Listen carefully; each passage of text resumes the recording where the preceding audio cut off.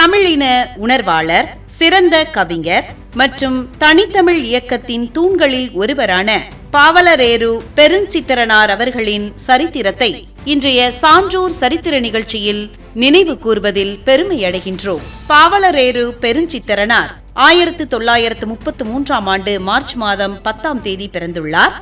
1995ஆம் ஆண்டு ஜூன் மாதம் 11ஆம் தேதி இயற்கை எய்தியுள்ளார். மொழி ஞாயிறு தேவநேய பாவணரின் கொள்கைகளை பின்பற்றி தமிழ் மொழியின் தூய்மையை காக்க தன் வாழ்நாள் முழுவதும் பாடுபட்டவர் பாவலரேறு பெருஞ்சித்திரனார். இவருடைய இயற்பெயர் ராசமாணிக்கம். இவருக்கான சிறப்பு பெயர்கள் பாவலரேறு, பாடலாசிரியர்களில் சிங்கம் போன்றவர், தற்கால நக்கீரர் என்று அழைக்கப்படுவார். தனித்தமிழ் உணர்வை மக்களிடம் கொண்டு சேர்க்க பல இதழ்களை தொடங்கி நடத்தினார். பாவாணரின் விருப்பப்படி 1959 தொடங்கப்பட்ட முதன்மையான தனித்தமிழ் இதழான தென்மொழி இதழாகும்.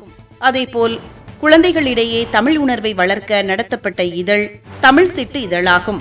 தமிழ் தேசிய கொள்கைகளை பரப்ப உதவிய இதழ் தமிழ் நிலம் இதழாகும். பெருஞ்சித்திரனார் எழுதிய 40க்கும் மேற்பட்ட நூல்களில் சில முக்கிய நூல்கள் என்னவென்றால் கனிச்சாறு, கொய்யாக்கனி, பாவிய கொத்து, உலகியல் 100, ஐயை, நூறாசிரியம், பள்ளி பறவைகள், திருக்குறள், மெய்ப்பொருளுரை என பல்வேறு நூல்களை எழுதியுள்ளார் பெருஞ்சித்திரனார்.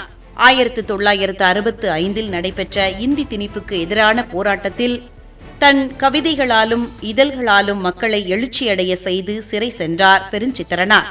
அஞ்சல் துறையில் பணியாற்றிய இவர் தன் முழு நேரத்தையும் தமிழ்மொழி பணிக்காக அர்ப்பணிக்க அரசு பணியை உதறினார்.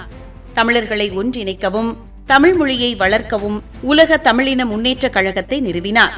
இவருடைய தமிழ் தொண்டை போற்றும் வகையில் தமிழக அரசு 2008ஆம் ஆண்டில் இவரின் நூல்களை நாட்டுடைமை ஆக்கியது. தமிழின உணர்வாளரான பாவலரேறு பெருஞ்சித்திரனார் அவர்களுடைய சரித்திரத்தை இன்றைய சான்றோர் சரித்திர நிகழ்ச்சியில் அறிந்து கொண்டதில் மகிழ்ச்சியடைகின்றோம்.